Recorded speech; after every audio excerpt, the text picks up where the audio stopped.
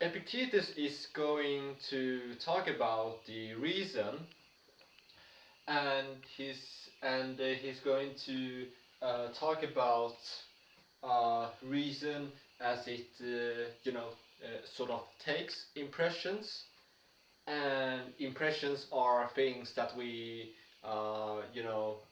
might experience, or is experiencing around us, or happening around us, or something that has happened, you can say. and and he gives an example of a coin, and he says that here I have here I have a coin, and if you throw it, you are going to you are going to have the what we call senses, the smell, uh, which you of course smell in the end. Um, you are going to see, and you are going to touch, touch the coin, see if it's weighing a bit, or more about that, or you're going to see if it how it spins around and then falls, and then you can taste it too, to see if it's a real coin or not. And so the question he asks is, does reason as it partakes in impressions? And he's going to bring up things that are good, and things that are bad, and indifferent. So which he just mentions in this chapter, and he's going to, you could say, have a critique against um, Epicurus, and he goes on telling us that that Epicurus thing, or have said that, oh, nowadays we might say, oh, what is the most essential part, or what is something that you don't want taken away from you, and we might answer, oh, I don't want my precious hands taken away, or perhaps not so cruel, or I don't want my time to be taken away in another's will, um, and sort of things. But Epicurus says to have bring up body, and Epicurus compares this to a snail, and says that a snail uh, does need to have a its shell, right? and then he says, what about Epictetus says to to us, that what is it that human uh, needs, or does need, and Epictetus is going to have conflicting answers. On one end, Epicurus is saying that we need, that it's all about hands, or we might perhaps think it as feet, and etc. While on another end, Epictetus is saying, no, uh, a human does need what he calls the authoritative command, or or what we might also call, let's see here, or what we might call as something that one human needs to have, or will, some, or will, we can say. And he says that, uh, uh, uh, and he gives examples of things that have some limit, which means we can use what he brings up, grammar, for example. That grammar is something that we can use, but only insofar as it concerns language. For example, if we are going to explain to our mother who's like calling us, uh, hey, where are you, or where have you been yesterday? Um, and we might answer, and if we answer correctly, we are saying, oh, yesterday I was out with my friends. But we can also answer that, oh, yesterday I are out with my friends, which is a not grammatically right. So, and so he said, he then asked, uh, what, and he's going to answer us, reason concern impulses, whatever that is happening um,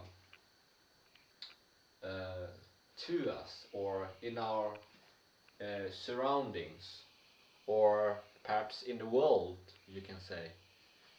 Um, by the way, that's one thing that that is, so interesting about this philosophy, because you can almost apply this principle, if you will, to to all sort of things. Call it, call it a new that is, happening on one end of the world, or um, call it, what is happening in your, relationships between families or friends, or even, people down on the street or in the market. Um, and so we human can apply this reason. By the way, Epictetus says, not in this, that reason is, first, being command under the will. So and these things might, have to do with what questions we ask ourselves in a given situation.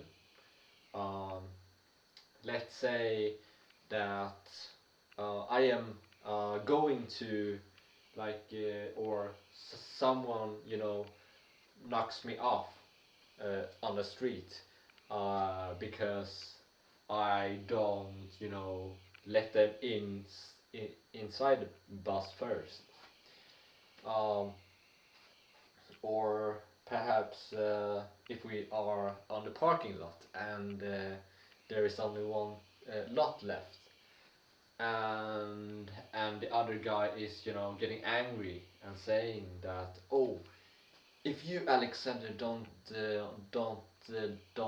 give that space to me, I'm going to, beat you, or do something to you, and you are getting afraid, you can say, oh, and beginning to like imagining um, bad things that can happen.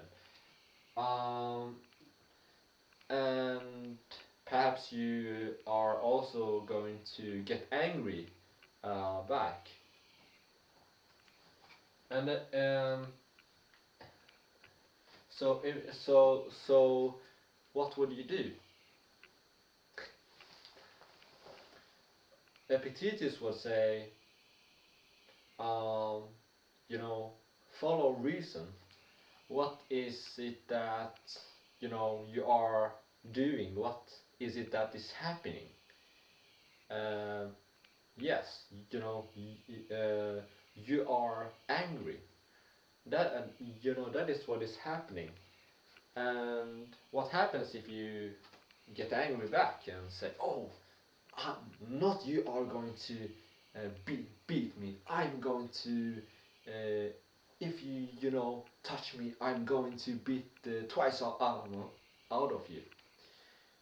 That is about uh, anger, right? But Epictetus will say, no, no, no, you shouldn't get angry about that. In fact, you can, use your will to, be or to seek reason. What is it that I think is going to solve this problem?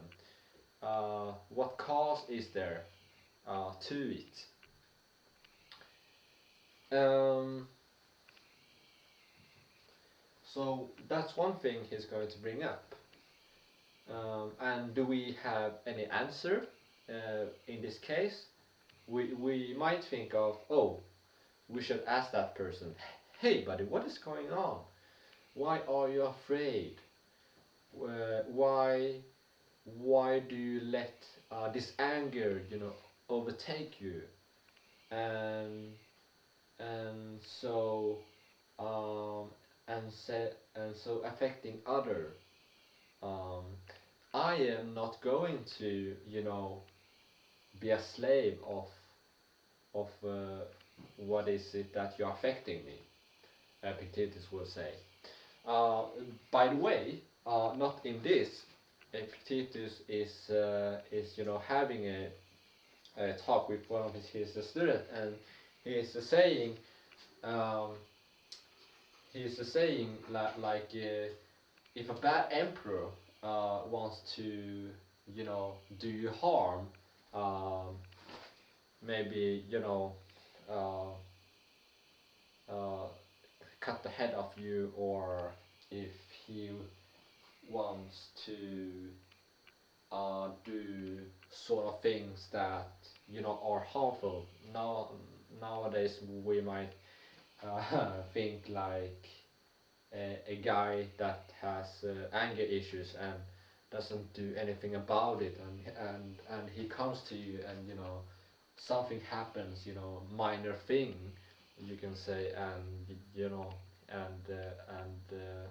he might punch you directly, or he might do something with his hands so as to um, uh, you know uh, threaten you, or to make you realize what he wants to express. So so back to where I was. Epictetus is saying, no, you should not do that. In fact, you should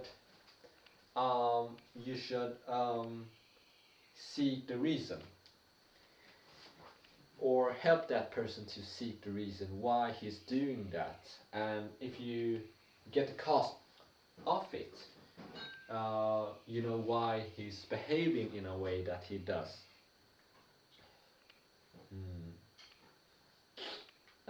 And so you can affect it. Um, yeah, so